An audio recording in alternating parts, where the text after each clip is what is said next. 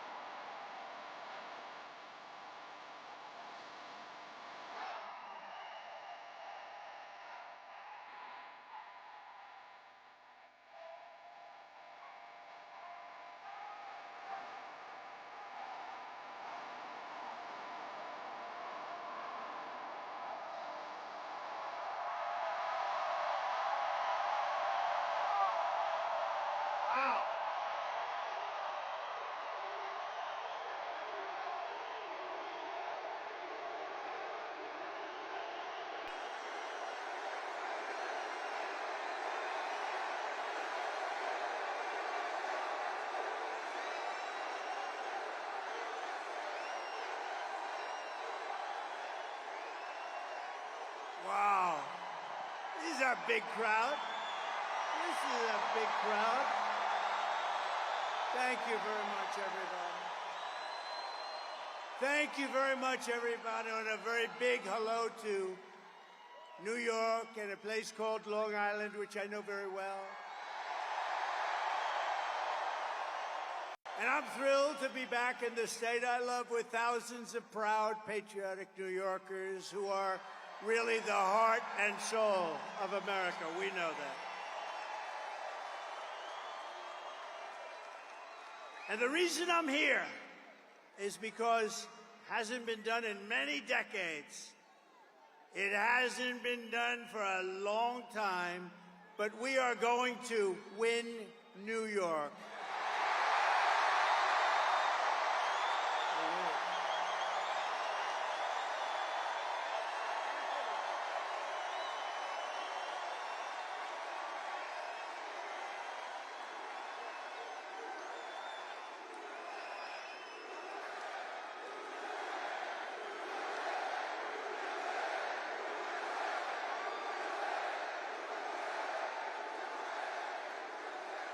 And that's the first time in many, many years that a Republican can honestly say it, and we're going to do it. We have to do it. We do it, and the election nationwide is over. We take over the White House, and we fix up our country, okay? We fix up our country.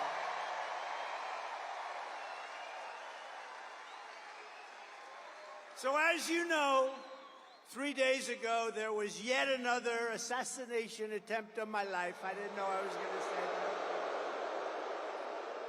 It was the second one in 8 weeks by a violent radical left mobster. This evil would-be assassin got within a few hundred yards of where I stood, but thankfully, our outstanding Secret Service agent, and they are outstanding, spotted the barrel of his rifle in the bushes. Can you believe that? Can you believe that? He saw a barrel of a big, this was a big barrel. This you don't want to even talk about, AK-47. But he saw the barrel coming out a little bit out of the very lush bushes, and he took fast action to stop the gunman before I even entered the line of sight. And I want to express my thanks to the U.S. Secret Service, who was there that day, and to all of the sheriffs and law enforcement down in Florida, they're heroes who helped to apprehend the attacker. And by the way, you possibly heard the story. So the secret agent, service agent, pulled out the gun and started shooting. He said, a barrel. He didn't talk like a lot of people. They talk. How are you, sir? What would you like to talk about? Would you like to talk about the weather? No, he pulled out the gun and he started shooting at him.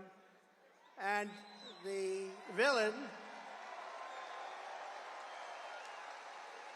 No, but think of this. This could only happen with a woman because men aren't smart enough, I hate to tell you, fellas. So he dropped his gun. His car was a block away, and he started running because they had him. And he was running. And a woman driving a car innocently said, he looks like a bad person to me. He looks very suspicious. And she followed him and pulled up to the back of the car and started taking pictures of his license plate. Can you believe that? And she took the pictures of his license plate, perfect, beautiful pictures like a professional photographer, and sent them to the sheriff and said, I just looked at a man. There was something strange going on. Who the hell would do that, right? Only a woman. Only a woman. Right. Then I asked the sheriff today, I said, so, Sheriff, if you had 1,000 events, how many people would have done that? Man or woman, how many people would have done that, followed him, taken pictures of the license plate and also the type of truck that he was driving? He said, maybe none. So she's a hero. I got to meet her. And because of that, they were then able to catch him in a very speedy drive down the various highways in Florida, but they got him, and they got him fast. But I think it's incredible. So the agent and that wonderful woman, and with all of my heart, I thank you all for your incredible valor. What you've done is incredible. What the people of our country and law enforcement does in this country is incredible. Tonight, let me also deliver a message straight to Kamala Harris. Have you heard of her?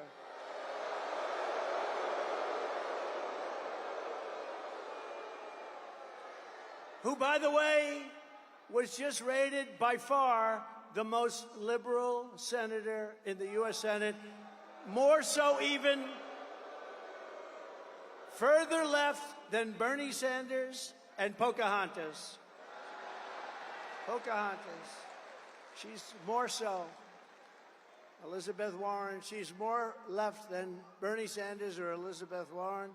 Let me also deliver a message straight to Kamala Harris, the radical left Democrat politicians, and the fake news media. Look how many are there.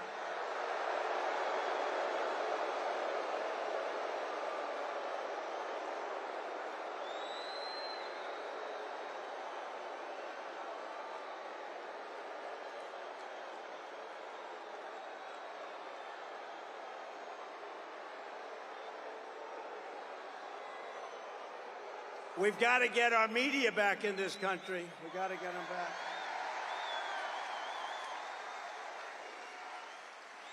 But the message is it's time to stop the lies, stop the hoaxes, stop the smears, stop the lawfare or the fake lawsuits against me, and stop claiming your opponents will turn America into a dictatorship. Give me a break. Because the fact is that I'm not a threat to democracy, they are.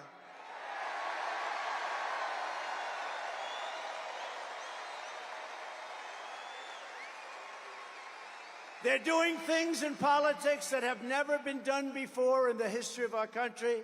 And worst of all, with their open borders and bad elections, they have made us into a third world nation, something which nobody thought was even possible. Americans deserve a campaign based on the issues. We try and keep it on the issues. And God has now spared my life. It must have been God. Thank you.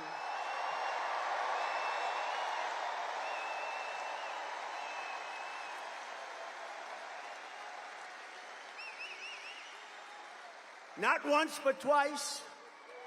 And there are those that say he did it because Trump is going to turn this state around. He's going to turn this country around. He's going to make America great again. And maybe. And we're going to bring back religion into our country. Bring it back.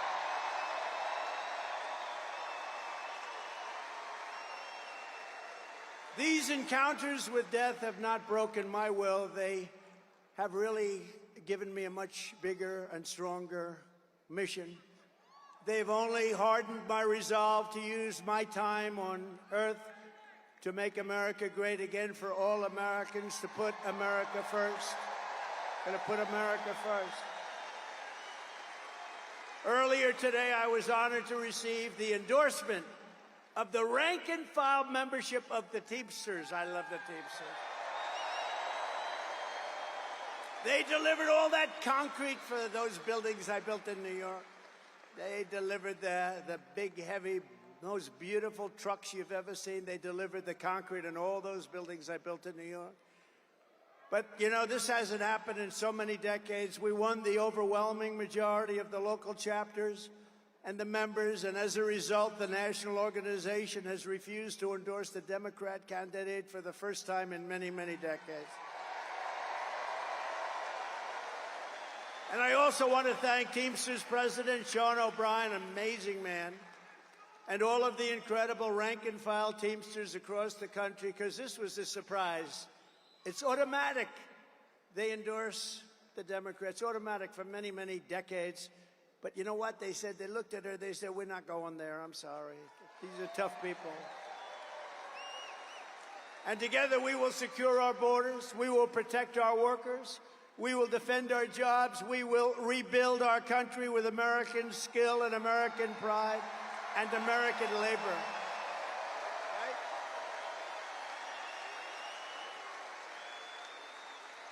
Right? And just as a little side note, we should give them a round, especially because of what they and how they voted today. If they voted the other way, I wouldn't give them a round. But the Teamsters built out this beautiful stadium for tonight's event. Thank you, Teamsters. Thank you. They did a great job. To every hardworking American, whether you live in a red state, a swing state, or a state with a failed Democrat rule, this year we need to elect all Republicans up and down the ballot. We have to clean out and straighten out our country.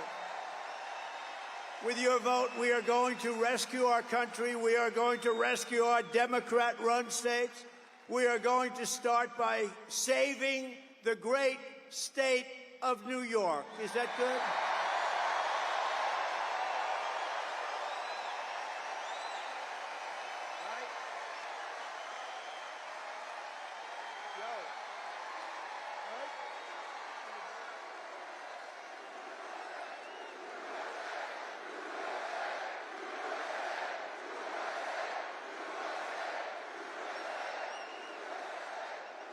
When I told some people in Washington, yeah, I'm going up to New York, we're doing a campaign speech, they said, what do you mean New York? You can't ever, nobody can win, Republicans can't win. I said, I can win New York, and we can win New York. We're going to win New York. And if you vote for me, I'm going to reduce your taxes, reduce your crime, and reduce your levels of stress, because you have a lot of stress. The only thing that I will increase are your incomes, and your love for your state will come roaring back again. Throughout American history, from generation to generation, New York has always set the standard for American life, and they have. It's been a high standard, too. Our cities were the center of business, arts, culture, our streets, ports, waterways, and they were the arteries of American commerce. They were absolute arteries. And our towns like Uniondale, Levittown, Hicksville, Huntington, these were great, great towns where you grew up and you loved and you stayed. But look at what has happened to New York and the other states, all run by radical left Democrats, every single one of them. Our heavy industries have exported overseas, and our middle class has been eviscerated, right here at home, been eviscerated. Housing costs are out of control. Inflation has cost a typical family $28,000. Think of it, in less than 4 years, $28,000. And we filthy encampments. We have horrible, disgusting, dangerous, filthy encampments of junkies and homeless people living in places that our children used to play Little League baseball, which they don't get to play very much anymore, do they? Over the past 3 years in New York City, there has been a 29% increase in robbery, a 36% increase in felony assault, a 42% increase in grand larceny, a 75% increase in carjackings. Did you buy a nice car lately? Well, 200 police officers leave the NYPD, New York's finest. I always say, I knew it well. New York's finest. They leave every single month, 200 people a month. Incredible people. They're incredible people. The trains and subways are squalid and unsafe. The median of our highway, all those medians, they spend all that money, they're falling down, they're rotting. Businesses are fleeing. The mobs of illegal migrants are being put up in luxury hotels at your expense, while our great veterans live on the freezing or steaming sidewalks right outside the main entrance to where the migrants enter their hotel. Think of that. Think of it. We have veterans lying on the street, squalid, lying on the street, sometimes freezing, sometimes it's hot, it's summer. And they're looking at people just came into our country, and they're going up to the 17th floor of their suite. How crazy has our country become? And can you imagine what those veterans, when they watch this, must be saying? But listen to this. Can you also imagine what the migrants must be thinking? They're saying, can you believe this? We just came from a place, in many cases, they were in prisons, and now they're living in hotel suites while our veterans are living on the street. And so I say to the people of New York, with crime at record levels, with terrorists and criminals pouring in, and with inflation eating your hearts out, vote for Donald Trump. What the hell do you have to lose? What do you have to lose?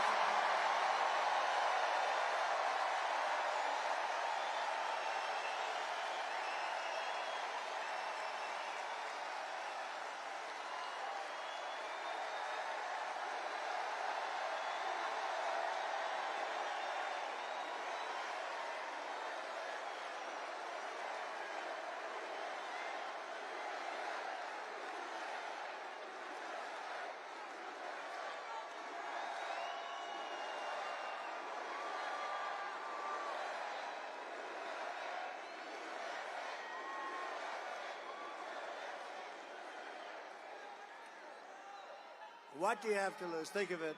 What the hell do you have to lose? You know, some of you remember that was a phrase that I used for our black population years ago in 2016. I said, with the worst housing conditions, the worst education, the worst this, the worst that, the most crime. I went through 12 different things, and it wasn't on the sheets. And I'm saying, boy, that's really terrible. And I said, and I was at like 2%, not too good. And I said to the black population gathered in front of me, vote for Trump. What the hell do you have to lose? I said that, same thing. And you know what happened? I got eviscerated when I went backstage. But I'm not like Biden where he takes, I fight back with my people. Remember, we still signed the check. They said, sir, that's a terrible thing to have said. I said, when you said, what the hell do you have to lose? It's terrible, it's demeaning, it's horrible. I said, but it's true. You know what happened? The next day, I picked up 10 points with the black population. And now, because of all we've done, we're at the highest level of black support in the history of the Republican Party.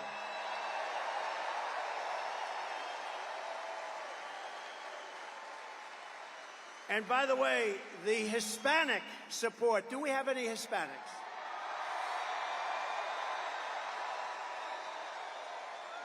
The Hispanic support is off the charts, and they don't know what the hell to do about it. It's off the charts. And we just had some great polling come out. I think the most accurate poll over the last 8 or 9 years was Rasmussen. They just came out with a poll that we're 5 up. We're 5 up. 5 up. We should be 35 up, to be honest with you. But, some people can't break an old habit. That's really what it is. So I say to you, vote for Trump, and I will turn it around very quickly. With 4 more years of Kamala Harris, New York State will be like a third world nation if it isn't already. It is. I think it is.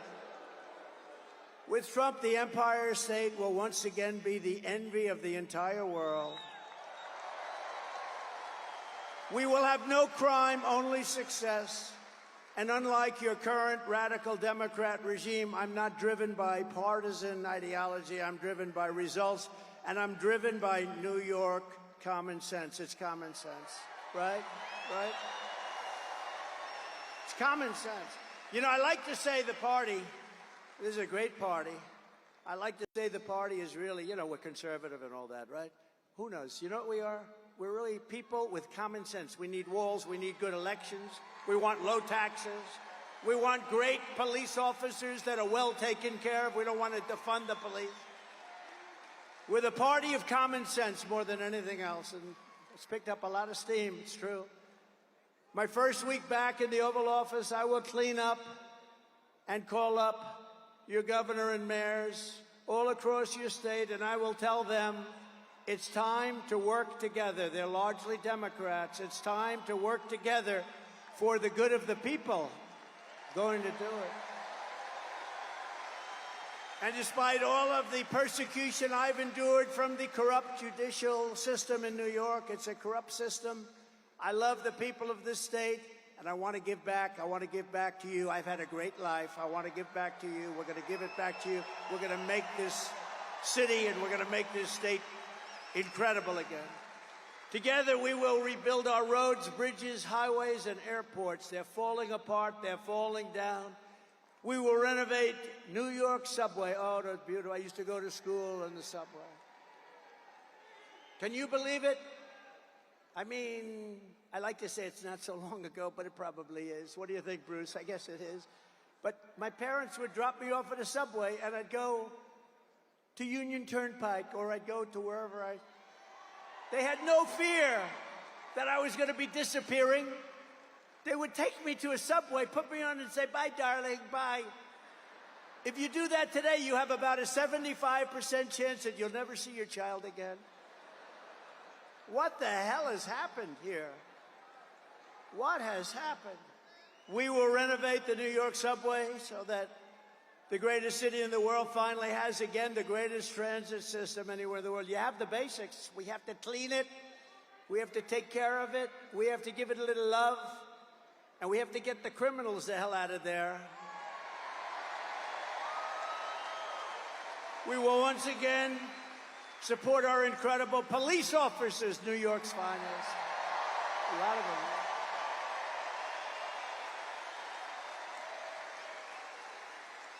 I've got the support. To me, this is so important. I think to you, it's every single police group in the nation is supporting me. The other day, the Fraternal Order It's the largest. They gave us 400,000 police, and they gave us a unanimous endorsement. We have it from everybody. We have it from everybody. We will work with the mayors and the governor to rebuild your defunded and depleted police forces, including New York's finest and NYPD. Look, I know so much about, I love New York's finest. I used to be in Brooklyn. I had an office with my father in Brooklyn. And we used to go in Brooklyn to a White Castle. Did anyone ever hear of a White Castle? And my father would say, no, that's the best place. Only 12 cents a hamburger. Remember? 12 cents. Bruce, we had Bruce. How good is Bruce? Bruce Blakeman, one of the greats. He won in an upset. You know, this is a Republican. He ran a couple of times. You couldn't beat this hoax of Democrats. He ended up winning. He's done such a good job. He's now unbeatable. They don't even run anybody against him. Great. Great. Really great. We got a lot of them. Joe Cairo's here. Joe, are we going to win, Joe? What do you think? Joe Cairo. Don't mess with Joe, right, Joe? We love you, man. Your family's great, too. But I will stop the Kamala crime wave, and we will do everything we can. We're going to get these violent criminals behind bars. We're going to get them out of our country. We're going to take them back to the country from which they came. A few months ago, I visited with the grieving family of a New York City police officer, Jonathan Diller. You know Jonathan Diller? I was hoping his family could be with us. He was just 31 years old, gunned down during a traffic stop by a vicious thug, leaving behind his incredible wife, Stephanie, and family, their one-year-old son. What a son. And are you here? Are they here? They could be here. Is Stephanie here? Because, you know, it was a bond, and she was so great, and I think she's here. It's hard when you have 19,000 people.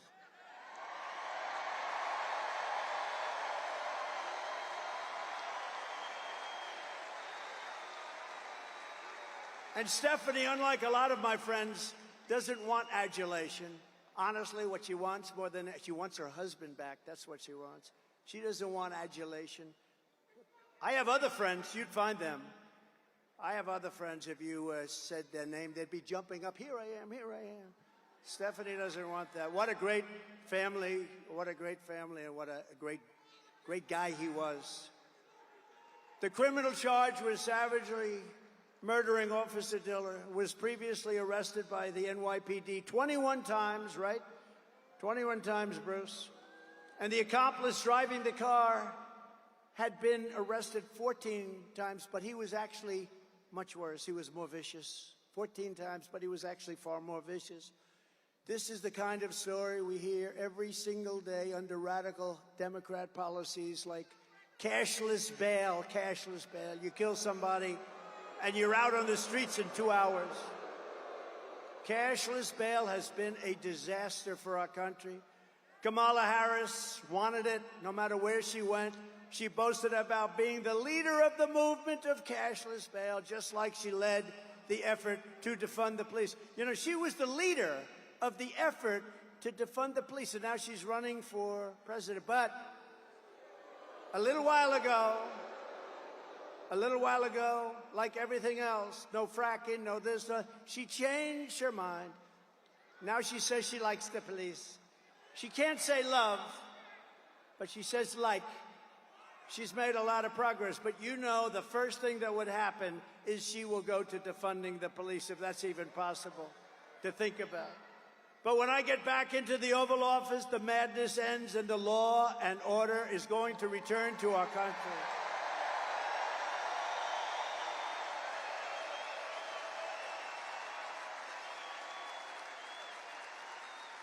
A fully reformed Federal Department of Justice will deliver massive public safety funding for New York and other Democrat-run cities that are under siege. But in exchange, they will give our police back their protection and their respect. We are going to take care of our police, and we're going to respect our police. Everyone here does. I tell the officers all the time, you have no idea how the people love you, but sometimes they don't feel it because of what the Democrats do to them. They will end deadly sanctuary city policies. They will terminate cashless bail, and they will return to proven policing methods like we had under Mayor Rudy Giuliani that made New York City the safest big city in America.